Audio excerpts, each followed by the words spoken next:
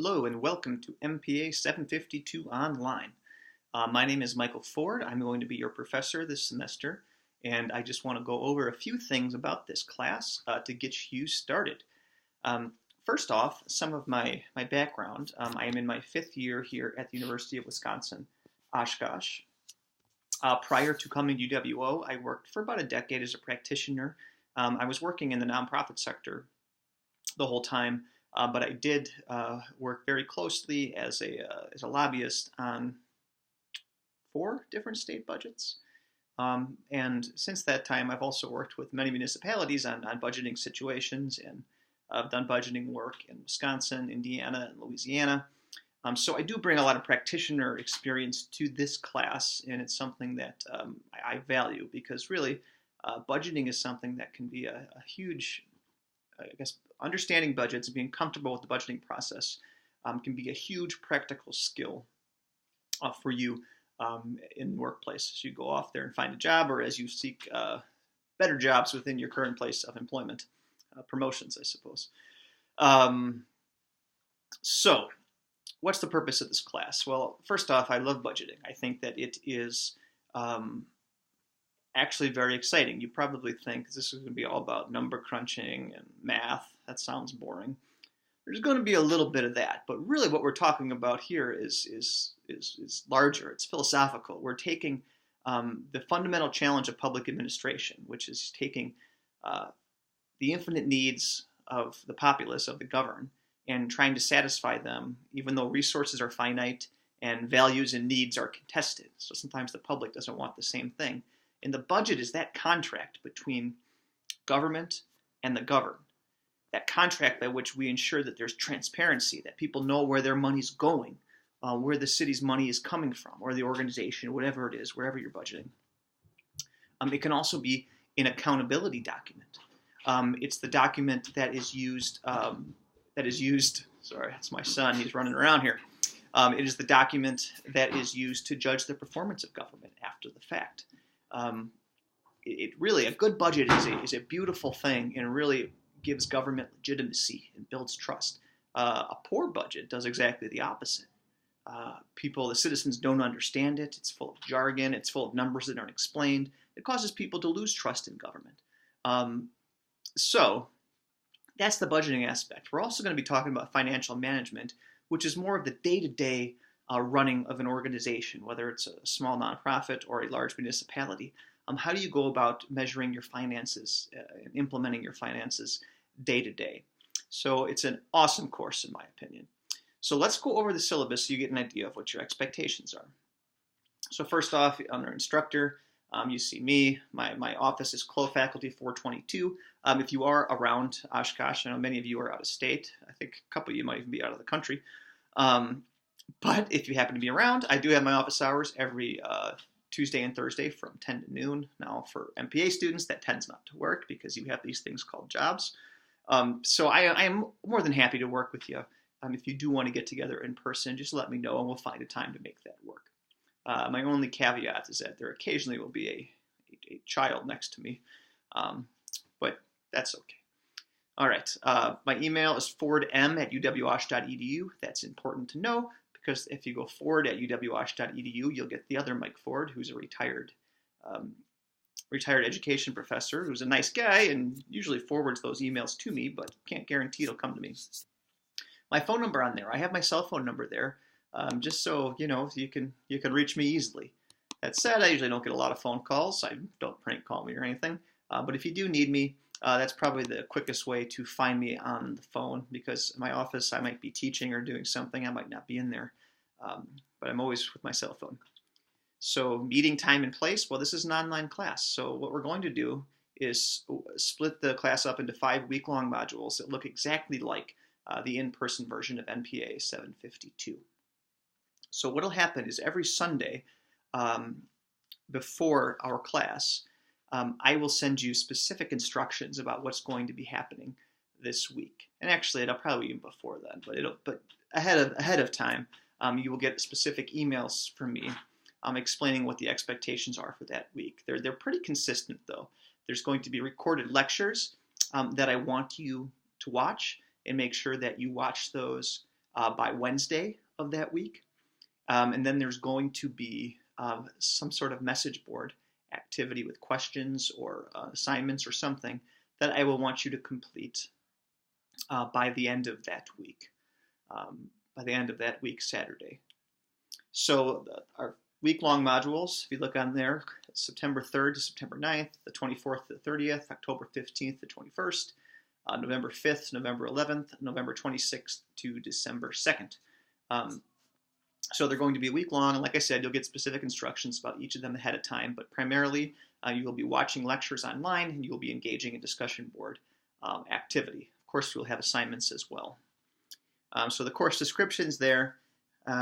You can read that if you want to, but as you see there, the primary goal here is to get you comfortable examining and evaluating public budget documents and financial statements. I will stress this over and over again as this course goes, that we want you to be familiar with source documents. We don't want you to have to take somebody else's word for it, where the money's coming from or where the money's going. We want you to be able to look at a budget, make sense of a budget analysis done by the state or another entity, and actually be able to translate that into English. It's a powerful technique for being transparent with the public. It's also a powerful technique for job advancement, because a lot of people are frightened by budgets. So no matter where you are in an organization, if you are comfortable at understanding where the money's coming from, where the money's going, can explain that to the higher ups, you become extremely valuable. So we have our MPA program goals. We have our course objectives. If I do my job, and if you do your job, you will leave this course understanding the politics of budgeting, differences between public and private sector budgeting, revenue sources and generation possibilities, the key steps of the Wisconsin state budget process. And you'll note that though we focus on Wisconsin, it really is going to be mirrored by what other states do. It's impossible for me to talk about 50 different state budget processes in here, but no matter where you are, if you're working in state or local government, you need to be familiar with the state budget process and understand the basic rules of the game, and that's what I'm going to give you. We'll go through current trends and issues in public sector budgeting.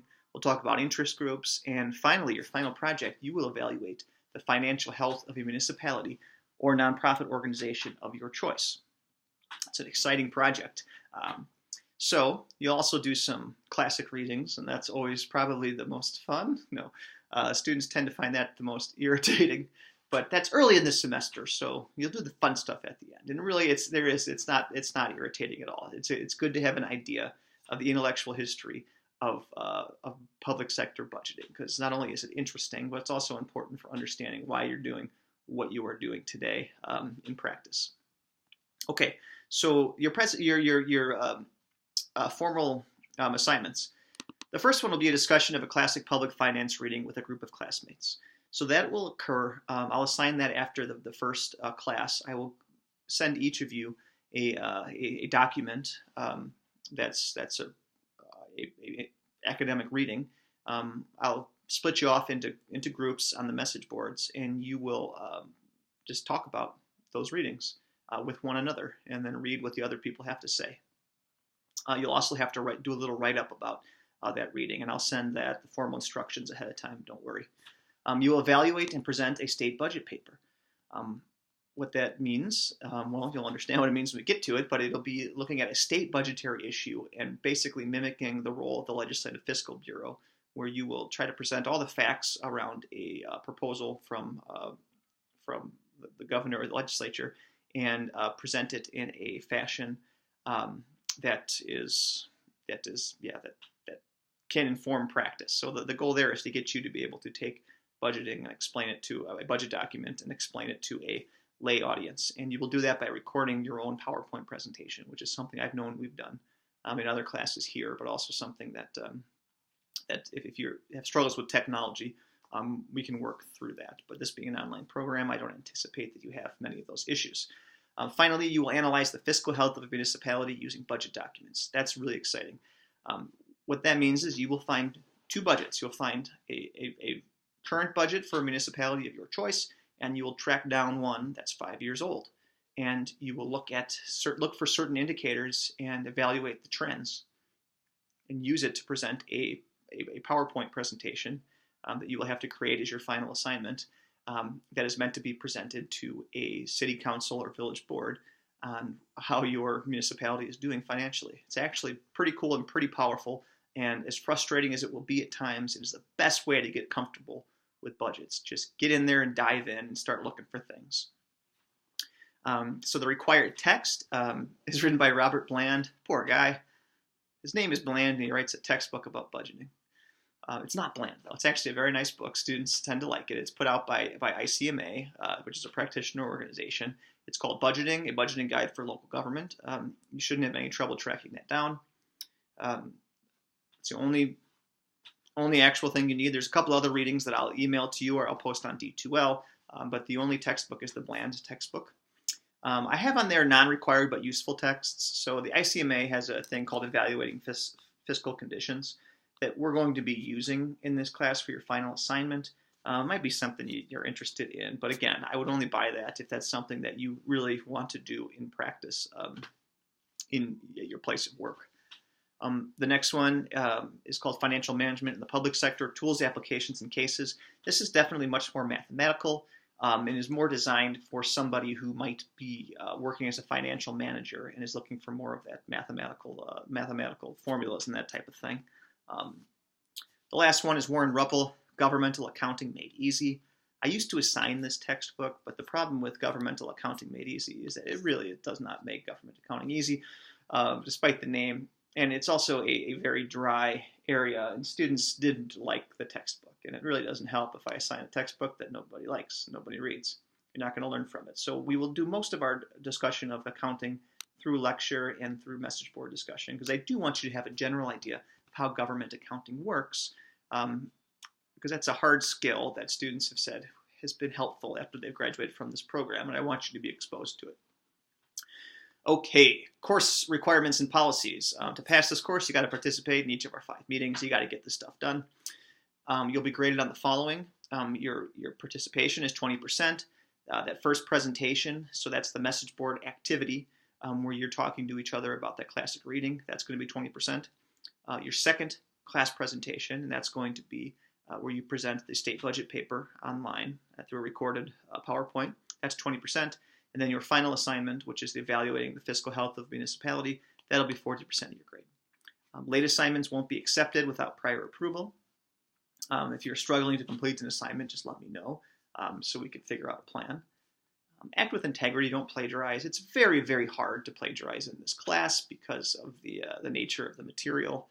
If you're plagiarizing, you would probably be plagiarizing one of the students I had in this class before, which I would be aware of, so it'd be hard to do it, but don't do it. Make sure that you are using your own material.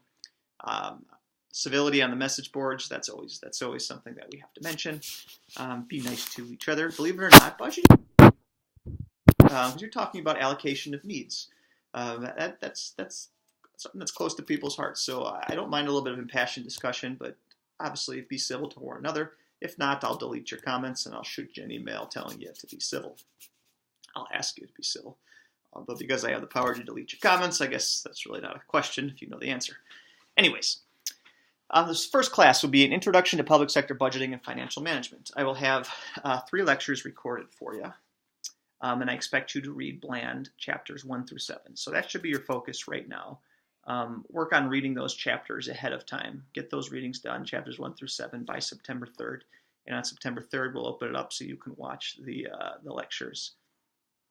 You see the other classes are also laid out here, but same deal. I'll give you a heads up ahead of time about where we're going. So with that, welcome. I hope you enjoy this last week or week and a half of summer, and I look forward to having you in this class. Thanks.